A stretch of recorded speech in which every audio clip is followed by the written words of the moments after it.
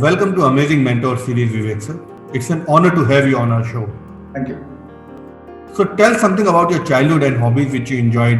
So I was a cricket lover, and my father was in the police, so he was posted in Delhi, then Jaipur, then London also. I was a child in London, then came back to Chandigarh and other places. So I was wanting to be a cricketer. I used to fantasize that I will play cricket one day for India. There is something known as book cricket. Book cricket used to be played at that time by young boys like me. We would open any page of the book, and if the last page number was 0, then the batsman was out. If the last page number was 2, we got 2 runs, 4 runs, 6 runs, 8 runs. We used to see the even number page, and we would keep adding that score. And obviously Gavaskar was my favorite. I used to be a small boy in the 70s or 80s, and we used to try that Gavaskar should get more runs. Cricket was my passion, and otherwise I was quite a good reader and writer all that time also. I started writing some stories in school, and later I got into high school when I was a little more confident and been more into that. Did some theatre also, and cricket, and then finally went to the engineering college after the age of 18 or 17 and a half, 18. Then life became different. So what was the reason to choose HCS? So what happened was that my father was an IPS officer. I wanted to come into IAS IPS, and I was preparing for IAS IPS. But being an engineer, I was also double-minded, maybe some career in technology. Then also I was as we know now, I was more into writing, reading also. So I was a little confused. But my father died unfortunately in service. And HCS came to me because he died, and I got an offer. I was preparing for IAS, IPS, UPSC at that time, and I had cleared the prelims 3 times, but not the mains by then. And when this came, then he passed away. Then I joined HCS in Haryana, and then I became an undersecretary first after training. Then I got the posting as SDM Kalka, then SDM Narayangarh, and various postings. So it was a very interesting tenure of many years. So HCS gave me a good opportunity. I was like an IAS officer in my own state. So that is the best part about the state service, that you don't have to go to Tripura or Assam. Of course, these are great states, but if you are not from there, then it is different. I was in my state, and I was like an IAS officer, and later, after many years, I got promoted to IAS. So what all challenges you faced while you were preparing for Haryana Civil Services? Yeah, so that time, you see, I was preparing more for UPSC, and that challenge is obviously there. You are trying to excel in the biggest exam of the world. In a way, it is the largest number of people. 5 lakh to 8 lakh people will sit every year, at that time. And we used to really struggle to get through these sessions of preparation, and used to be like a monk almost, studying. And HCS and PCS, they come naturally if you are preparing for IAS, because the GK and the other things are the same. However, since I got a job in my father's place, so ultimately my job was more in ex gratia because he was a senior IPS officer. But now I inspire many UPSC aspirants, HCS, PCS aspirants. I mentor them, I help them in their interviews, I help them in their current affairs, I help them in their motivation. And I'm a mentor to an academy, Vivek IAS Career Academy, where my faculty members are there, and I am a mentor, so it's all good. Yeah. Any second course of career you thought you would be if not an SCS or IPS officer? Yeah, at that time it was obviously computers, because I was an electronics engineer, and I was working also for Aptech. And Aptech was at that time, NIIT and Aptech were the 2 computer training companies. And Aptech actually was very good to me. I worked there for almost a year, and I was thinking that could be some kind of software development and teaching, and a combination of that. So I could have got into computer science or some software. That was my backup, but somehow I think it was predestined. I was to come into the service, and I was a natural in the service because my father was there. I used to watch him earlier. And it was very easy for me to understand the ropes of the government structure. Of course, there is politics and all, but I could understand. So I will be not wrong if I say that your father was your main mentor and the reason to join civil service. He was very inspiring. He used to talk less. He was wear that uniform at times. At times he was in CID, so he would not wear the uniform. But he was an IPS officer, and it was very inspiring to see him. And yes, definitely he was the role model. So as a child, we all like to be like a father. So any child memory you remember where you have wore the uniform of your father and you felt like that you are an officer now? Yeah, I guess I was very small when I did that. I probably wore his cap. And I was basically, we were in Chandigarh in later, but before that in Ambala, in Kashmir also, in Delhi. I remember watching him, emulating him, and London. He used to be in civvies and plain clothes because he was in the High Commission and it was a very sensitive kind of post. And we used to see how he used to work so hard. And I remember we used to go for vacation and we used to be, I and my sisters, I have sisters who are twins. We were a little scared of him, not so scared of our mother, as in earlier times, you know how it was, but he was definitely very inspiring. And memories are that we would not take him lightly because he was very, firm personality. And we were not very naughty also. I remember seeing my friends who were children of other officers. They used to get lots of liberties. And I remember even one college going boy, and I was also in college then, he drove his father's official police car to the girls' college. That was something which was, something that I could not believe. And I said, look at him and look at me. I am probably on a moped, which was a two-wheeler, and driving that and working hard. And my father was very strict with us. His father obviously was not strict with us. That's all. So what was the reaction of your mother and sister when they came to know that you have become an officer now? Yeah, when I was appointed to the HCS, obviously they were proud, and since it was very recent that my father had passed away, it was a sober moment. Also, it was only 1 month after his passing, and I joined as SDM. So rather as under training officer earlier, then I joined as SDM later. When I was under training, it was similar to my father's career.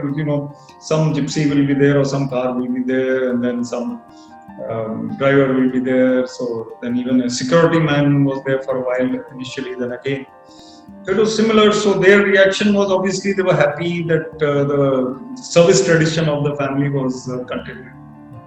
So any changes you felt in your life once you joined as an officer, as an SDM? Well, as I said, my life itself was similar, and yes, it was. There are two changes that I'll talk about. One change was that I became more aware of the roots, grassroots. Being a city boy and from a privileged family, I had not seen too much of the village life. Although my grandparents lived in a village and used to visit them. But I saw firsthand how people were suffering at times because of lack of roads or lack of water, even though Haryana was a very progressive state still. But at that time also there were some areas where roads were not reaching. I mean, they had to walk for 2 hours to reach their villages beyond the bus point. And there were places where little petty squabbles like, Nali, Gully, Rasta, these were the problems of the villagers. They used to come with applications. So my perspective changed that India is a conglomerate of many types of people, and we need to understand each type of person. And they may have problems which we can't appreciate if we don't get into the thick of it. I used to visit the villages. I became popular. I was very people friendly. So I became more outgoing, I changed in that sense. I became more of a people's person, and that was a good thing. So what all type of departments you handle in your course of career? So I started with SDM and finance training. It was like a training posting, and then I went to a couple of SDM shifts, and I went to Chandigarh. And Chandigarh, I became the director of IT and public relations and tourism. And that was because in Chandigarh, it is a city state, the UT. So even HCS or PCS level officers, they become these posts. They are head of department. So I had that tenure for about 8 years. And these 8 years, I was director IT mainly was my main posting, and I was able to help develop the IT park. The IT park of Chandigarh came up in that time. I became popular, I became known for that, and I'm grateful to God that He gave me that opportunity. And that IT park has provided 25 to 30,000 jobs to people, and so many families have benefited. And then it created an ecosystem whereby other townships nearby and other IT industry units could benefit. So that was my most memorable posting. After that, I remained in transport, I remained in technical education, I remained in school education, in industries. And then my most memorable was probably Deputy Commissioner of Panchkula. So DC Panchkula, and as Panchkula DC, I was able to bring in some new ideas like respect for the elderly. We started a movement called Adar Samman, and village mentoring project where we got organizations to mentor villages. One big institute will mentor one village, one big company will mentor another village. So that kind of idea was also. So what was that incident or trigger that made you initiate a movement like Adar Samman movement? You're right. It is a very good question, because I found that in Panchkula or in Chandigarh or in other cities, the respect for the elderly was declining, reducing. So basically, I was DC Panchkula, and I noticed even while I was SDM, that people have started neglecting their elderly parents. In North India especially, this is a common problem. Somehow the society has become very callous. Everybody doesn't do it, but some people do. What happens is that they start, when the property is transferred to the younger generation stops looking after their parents. Parents are those who raise us and bring us up and love us the most. How can people be so inhuman? So I started an awareness campaign in Panchkula district that we should respect the elderly, look after them, and we started 3 types of counseling for them. Personal counseling, how to deal with old age, how to deal with being alone at times when they've lost their partner in old age. And secondly, legal counseling, how to handle property, will, etc. Thirdly, financial counseling, how to look after your funds, etc., etc. Everybody was eligible for this counseling. And then we started saying that all elderly people visiting any government office will have to be given priority. They cannot be taken lightly. They have to be given precedence. Some young person has to go and help them fill up the form or give them first right of passage. And that kind of respect. And these Adar Samman logo, the board everywhere, in banks, in offices, offices of government, we started putting up, and it was a movement. So it was a very good idea.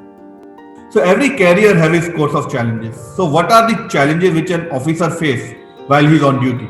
So challenges are many in the civil service. One first challenge can be that you are overburdened, overworked with various activities. So let us see what the normal officer does in the field. So a district officer will be into protocol. One minister is coming, CM is coming, you have to be on duty, planning, this, that. Number 2, you will be burdened with the public, and that obviously is required because that is your service to the public. You listen to the grievances. There will be people all over wanting to give you an application, wanting to get some approval, etc. Number 3, there could be political interference at times. Somebody wants something to be done, and if you are taking a stand, it's okay. But if they keep on calling you up and they keep on saying do this, do that, then you are half the time you are only pandering to the politicians. So you take a stand, that is better. That is how I used to handle it. And 4thly, it could be media, or it could be expectation, or it could be some extra work which is not part of your duty. Somebody says, please go there to my village, and some senior officer calls from Delhi and says that my village is in your area, please visit and look after my people, this, that. So lots of extra things also happen. So the way to handle these challenges is to be balanced and to prioritize. So if I sit down with one file for 2 hours, then how will I make the other files clear? So I have to be practical. I read it as much as necessary, and I write my order, and then I move on, or I write my proposal. And secondly, public dealing has to be efficient. I can't have 600 people or even 60 people waiting outside, and I'm sitting with one person listening to his story. So I'm quick, and I keep on meeting people. I must share with you, I had a TV crew visiting my office one day, and they spent the whole day with me. one day with the DC Panchkula Vivek Atre, at that time in 2015. And that young boy was with them who was to decide after spending one day whether he wants to write the IAS exam or not. He was this 14-year-old or something. So then they were so surprised. How many people I meet and how many papers I clear, how many meetings I chair. So I said, this is the challenge which all officers face. But if you are balanced, you can handle. Any decision or moment in your career where you felt to quit your job? Not really. Actually, the career is very comfortable. Premier service career is very comfortable. You are looked after. You are permanent officer. You cannot be removed. You cannot be taken lightly. You are there for 35 years, 36 years, 34, whatever, depends on what age you come. And then your salary is assured, your perks are assured, your LTC is assured, your promotion is assured. So nothing problematic. And even if there are ups and downs or postings, that is not a major thing. So the reason why I resigned was more because I became a motivational speaker in service. I became a motivational speaker. I started doing a lot of thinking about young people, about youth, helping them, motivating them, inspiring them. They are under a lot of pressure. 5 lakh people appear for the civil service, 800 posts are there. What will the others do? 4,99,200, what will they do? So they are basically supposed to, they are supposed to fend for themselves. So we become, by motivating them, we become their kind of bedrock or foundation. Many people, even today, when I'm a full-time speaker and hopefully inspiring a lot of people, I get a lot of comments and messages on my phone, Instagram, and all. They follow me, and then I answer them. I listen to them. Sometimes I give my number, you call me up, because I find some of them are on serious depression. Sir, my life is of no use. Then that is the first sign of very serious depression. So I feel that this is what I want to do. And after 26 years of service, I'm very happy that I'm doing this. And I'm very, I think this is the right move. So what would be your advice to young officers and how should they manage their day-to-day challenges? Yeah, so day-to-day, I think they should prioritize now. They should say that, okay, today I'm going to spend 2 hours on this, 1 hour on this, and rest I will do public dealing instead. Main things they have to prioritize. Sometimes that priority cannot be in their hands because commissioner calls them or DC calls them if they are junior, or the minister calls somebody or the CM calls. Meeting is taking 5 hours instead of 1 hour at times. So you can't help it. But in this case in this era of smartphone, etc., you keep using your technology, keep getting the work done. Prioritize your day. Secondly, prioritize your career also. That in the first few years I will learn. And then next few years, I will give back to that department or whatever posting I am with my best practices, with my technology enablement, e-governance. So try to do your best, make a mark in the first 15 years of your career. You must do a lot because that really gives you the edge where you are at the cutting edge, people are meeting you. When you become very senior, then you don't meet too many people. You are more in meetings with CM and CS and other people, Chief Secretary. So you are basically a policy enabler in a way that you are framing policies and making schemes and all kinds of projects, etc. So these are the things that you do later. So I would say that an IAS officer should prioritize the day, prioritize the year, prioritize the career. That will help. So to the young generation, what would be your advice? Why and why not to be an IAS officer? Yes, so people jokingly ask me that you are training people to join the IAS through your academy and now you have resigned, so you are also training people to leave the IAS. So I laugh and I say that yes, this is end-to-end knowledge, but I would say that they should join. They should try. And I would say that if you have even the slightest inclination to serve the country, this is the best service. IAS or any other civil service is a very good opportunity to serve. When I served for 26 years, I did not resign on day 1 or day 2 or day 5. My point to you all is that give your best. Be creative, be an all-rounder, be a good communicator, be a good decision maker. But if you do not get into the civil service, there are many avenues. Even if you are working for the private sector, you are working for Pepsi or Coca-Cola, which are totally revenue generating companies. They have no, I mean, pardon me for saying this, they have no care for public health. They only want to sell their Pepsi or Coca-Cola. Your job is to sell that Pepsi and Coca-Cola. You are not doing public service. But you can still go on a Sunday, spend time teaching young children, planting trees, forming an NGO, and doing your social service at the same time. So find that niche in your career where you can work for the society. If you are in the service, then you can do more. If you are outside the service, even then you can do a lot. That is what. So what are do's and don'ts which students should remember while preparing for civil services?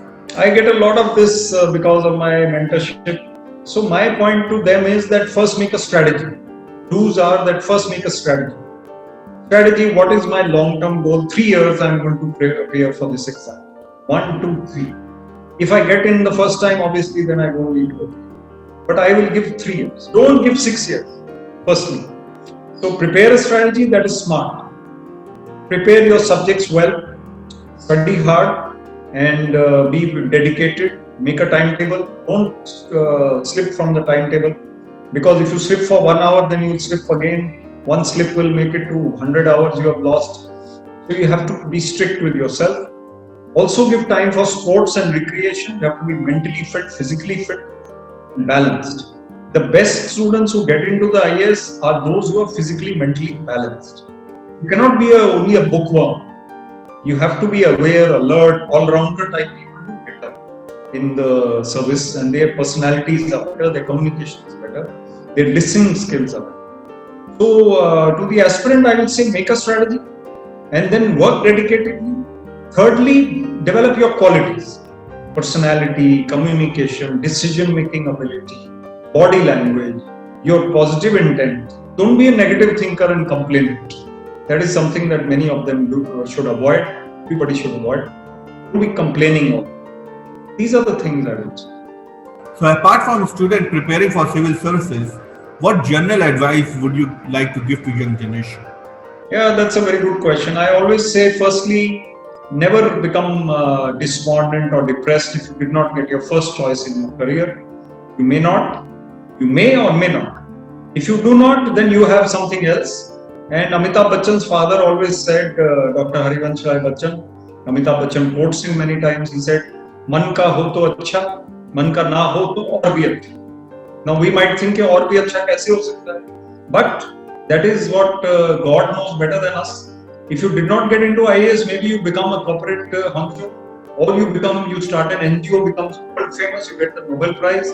You never know. So don't be disheartened. Just keep on keeping on, keep on lage raho. And the other thing is that you should basically take life as a positive journey, as a basically a joyous journey. Why should it be a sad journey? Why should we be critical of others, jealous of others? Don't be jealous of others. Live your own life in a calm, balanced way. Be cheerful. Ultimately, we have to realize the goal of life is happiness.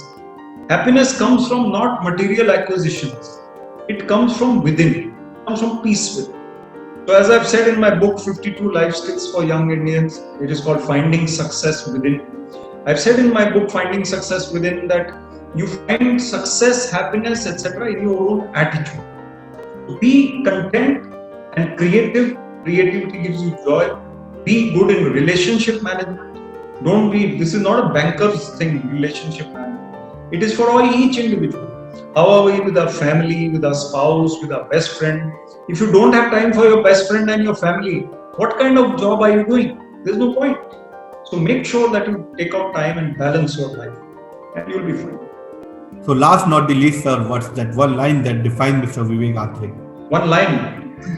Okay, so one line would be that I am basically a positive person. I wake up each morning thinking that today I will do something extra. Today I will do something new. Today I will do something hopefully outstanding.